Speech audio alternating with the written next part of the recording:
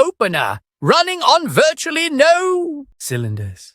With Vivek Ramaswamy commenting on the failings of American culture as it relates to the workforce, I wanted to touch on certain aspects of that culture. In my view, the biggest impact on American culture has to have been the media. Whether that media be news or movies, songs or advertising, Americans have been exposed to a particular narrative developed by a very small subset of the American citizenry. Over the past century and prior to the internet, the wealthy controlled culture in America. The counterculture of the 60s was an anomaly, as its anti-war message has been all but forgotten until recently, in the case of Israel's genocide in Gaza. Before 2024, America could not find a conflict to which it wouldn't contribute. Consider the fact that some generations of Americans have not, and most likely never will, live in a United States that isn't fighting a war on some foreign shore. America's leadership doesn't seem to have the word no in its vocabulary whenever going to war's the question. American culture can't even be separated from a policy of endless wars.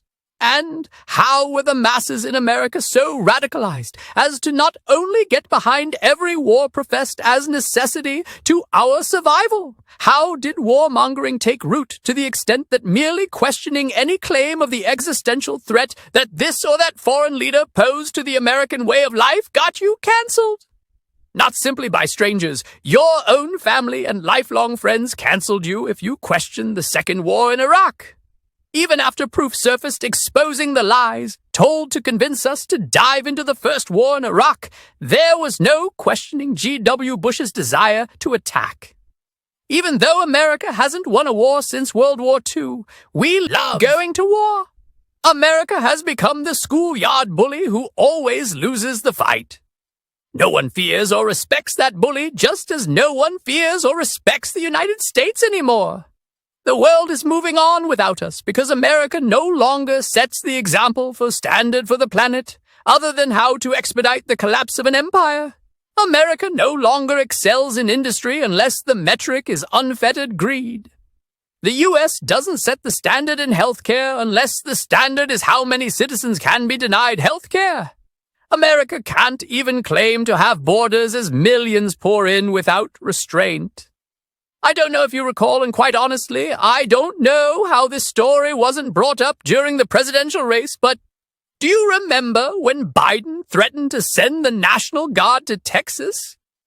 He wanted the governor of Texas to stop putting up barbed wire intended to stop the unchecked illegal immigration that was occurring at the border. I believe Governor Abbott eventually had the support of 25 states, which by my math is half of the states in the United States. I'll look for links and provide them below, if I can find them. If not, look for them yourselves, because I don't think I dreamt that. Ultimately, why was this fight between Joe Biden and the federal government and Texas not brought up during the presidential race? After all, Kamala Harris was the border czar under the Biden administration. As was the case during the 2024 race, let's ignore the Texas razor wire, illegal immigration fight and move on. In what other ways has America and American leadership failed this nation and set a terrible example for the rest of the world to ignore? Education.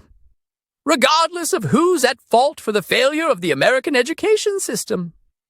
Whether it was incompetence or, as some conspiracy theories proclaim, a deliberate effort to turn the American masses into mindless working drones for the elite, it's hard to deny America's failing education system. Kids today don't seem to be given the educational tools or skills to be productive members of society. We teach our students to pass tests, not to be critical thinkers. When the goal of your educational system is to pass standardized tests, it seems a little short-sighted. Why do these standardized tests hold so much weight as to take precedence over all else? For any parents out there, who is creating these standardized tests? Are these tests a black box of which no details are known? It seems like more parents should know why so many of today's teachers only teach to the test, then coast for the rest of the school year. It is, after all, their child's future that's at stake. As the years go by, America is becoming a two-tiered society. The number of economic classes in the United States is dwindling. When there once were the elites, the upper class, the upper middle class, the lower middle class, and the lower class and the poor, there only seems to be the elite, the upper class, the middle class, and the poor. And these categories seem to be consolidating into the elite and everyone else. As I've pointed out over the years, we are moving backwards as we head towards a neo-feudalism where you will own nothing and be happy. When the elites are even buying all of the land under trailer parks and setting it at price points beyond trailer park owners, there is some amiss in the real estate market. It should indicate that they've saturated the single-family home market and are seeking to bleed lower-income homeowners of their dwindling wealth. Their greed knows no end, and they will not. Cannot stop themselves from want to control or own not only the lives of current Americans, but the lives of all future generations. That does not sound like a land of the free, nor a home of the brave. None or almost none of those who seek to control our future look brave to me. Elon Musk, Vivek Ramaswamy, Bill Gates, Klaus Schwab, George Soros, Mark Zuckerberg. None of them seem like anything but nerds who have seized power. Maybe this is the meek inheriting the earth, as has been prophesied? I don't think so, because that prophecy made the meek inheriting the earth sound like a good thing. This crop of meeks seems to be the bottom of the barrel meeks. The ones who are only worried about themselves and not the welfare of others. These meeks feel like the type of people who would survive a Nazi Holocaust only to turn around and commit the very atrocities committed by the Nazis on people who had no affiliation with the Nazis. Back to education. Let's move past primary education to see how American culture has impacted higher education. It seems to me that when you limit access to 1% or less than 1%, the rich in this case, you create an unnecessary brain drain. I think statistician would be hard-pressed to prove that only the wealthy are giving birth to smart people these days. I think any idiot could refute such an argument just by turning on the television. But I would love to hear someone's proof that only the wealthy deserve to go to college. This would at least justify the exorbitant cost of college today. Otherwise, America is just limiting access to the tools necessary to advance the STEM fields to a really small subset of the population. Consider this. If the costs of higher education continue to go up as they are currently, only the 1% or less than 1% will be able to afford it. Even at 1%, that would mean that only 3 million people get to go to college. That would mean that of the 183 million Americans currently between the ages of 18 and 24, only 1.64% have access to higher education. Now, I know these are merely rough estimates, but the trend is towards these rough estimates, not away from them. All trends in America seem to be moving away from the majority and towards an ever-shrinking minority. Even those things required for daily survival seem to be growing more scarce for a greater number of people. How could this be the case when the world is producing the same it was producing a few years ago? I get that the population is growing, but is it doing so at a pace faster than the rate at which the necessities of life can be provided? Or, as I believe, are these necessities being hoarded by the rich? Are there not enough houses available, or have the rich made houses unaffordable so they can rent to the rest of us? Are food prices skyrocketing because we still have a broken supply chain, as what occurred during the unnecessary COVID lockdowns, or are rich food suppliers keeping prices high so they can hoard more wealth? To me, our leaders don't seem to have any answers that would prove to be feasible. Just look at their latest responses to climate change. All around the world, farmers are being regulated out of business in the guise of fighting climate change, even if farming is part of what's causing climate change, which is questionable. Does eliminating 2/3 of a crop or 2/3 of the head of cattle sound like the right approach? Say it out loud. We need to cut food production by 1/2 or 2/3 so we can clean the air.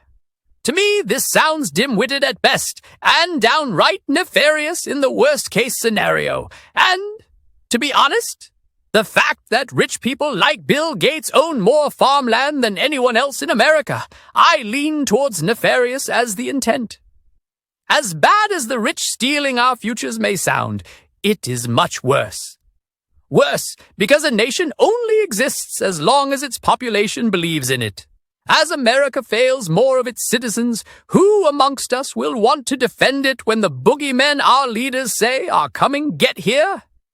As we entrust the future of this nation to the shrinking number of rich kids who can afford college, what will happen when the 1% or 3 million college-educated Americans are pitted against the hundreds of millions of college kids from China, India, and the rest of the world, especially when so few Americans are choosing to go into science, technology, engineering, and mathematics?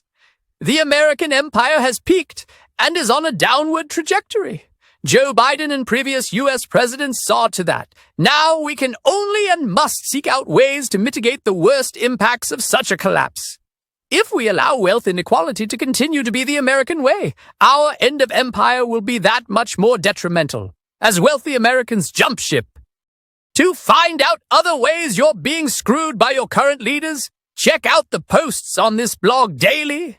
Learn about the biggest and worst issues that America and its people face today. You can also check in to hear about those issues that America and its people will face in the near and distant future. If, however, you would like to discover possible solutions to either mitigate the worst impacts of these issues or solutions to avoid them altogether, keep listening. The problems we face are not as complicated as so many leaders and news reports claim. They are man-made and are only claimed as complicated so those who are responsible can maintain control. For example, there is a persistent argument that moving government is like turning a cruise ship around. It is supposedly a long process that can only be achieved incrementally. While this may be true for laws and policies that benefit the majority of Americans, it does not seem to be so for that smallest of American minorities. When one examines the policies and laws that benefit that minority known as the elite or the rich, the speed at which those laws are passed is exponentially faster. While most of us sit on the deck chairs waiting for the Titanic to avoid the myriad of icebergs of which we seem to continually run afoul, the elite ride comfortably in speedboats. If, according to our Constitution, all men are created equal, why do the rich live quite different lives than the rest of us? Where is our speedboat? In 2018, Chris Osman wrote a book highlighting the problems humanity would face if more power, wealth, and control were funneled to a small group of individuals, groups, or organizations. In that book, Mr. Osman provided solutions from himself and others to the inevitable problems we would all face. In it, he also provided a means for the public to analyze, compare, and contrast the words and deeds of those we've chosen to follow against our real-world experiences. To this end, Mr. Osman provides the means for readers to disseminate information as provided by their news sources of choice, their elected officials, and any other authority they choose to follow. The book, titled Solutions, Enough Complaining, Let's Fix America, offers a means to hold leaders up, not just to a higher standard than is currently accepted, but to one that will improve lives. Don't accept the brain drain your leaders impose upon you. Click the link below and get your copy of Solutions today.